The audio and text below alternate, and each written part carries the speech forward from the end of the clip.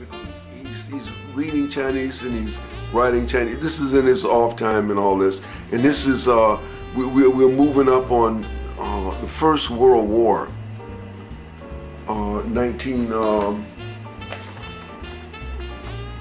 40 something? 1942. Somewhere around 1942. I think that's sounds like the Second World War to me. But anyway, the First World War, we're moving into the Second World War. Japan has attacked China, and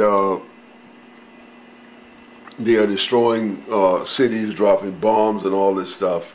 And the Japanese are a little bit testy about Chinese academics. Now the Chinese supposed to be some wizard at academics and all this stuff, and they had a whole bunch of universities all over China, whatever. But the Japanese war, the World War II, is pushing into China, and a lot of these universities have to run. So they're moving away from the southern part, moving north. You know, they put the books and everything and whatever they could, the blackboards and all this stuff in cars or donkeys or whatever, and trying to get away from the war. And so what they do, they send an envoy to England. They sent an envoy to England to talk to Winston Churchill.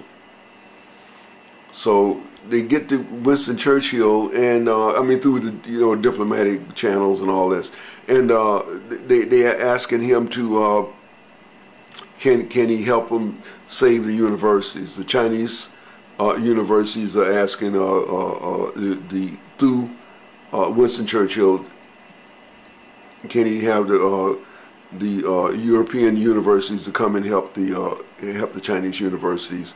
They need supplies and food and this and that and all kinds of stuff. They're running.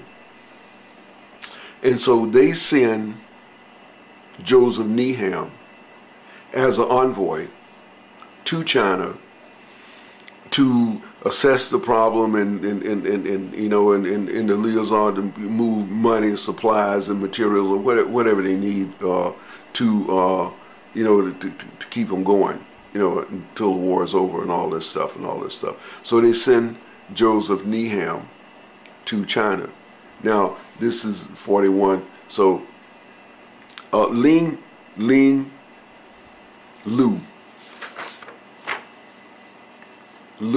Jing has finished. She got a doctorate degree. She's living in New York, this, that, and the other, and all kinds of stuff. The romance is over and all this and all this stuff. But anyway, they're still good friends and all this stuff. But he goes to New York and talk to her, or he writes, so he goes there and talk to her. And so she tell him, say, well, oh, you're going to China, that's great, but you should have a good attitude about China. China's a great country and all this stuff, and you should be sensitive to the people there and the things they do and how they do things and all this stuff and things like that. In other words, she put a romantic idea in his head about China.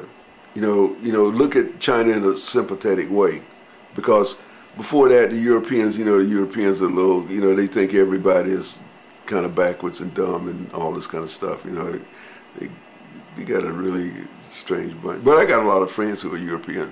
But anyway, so what happened? He goes to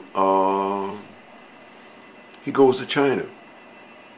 He goes to China, and he see the situation, this, that, and the other, and he's studying, he's making observations about China, and he see that a lot of stuff he thought it was made in Europe.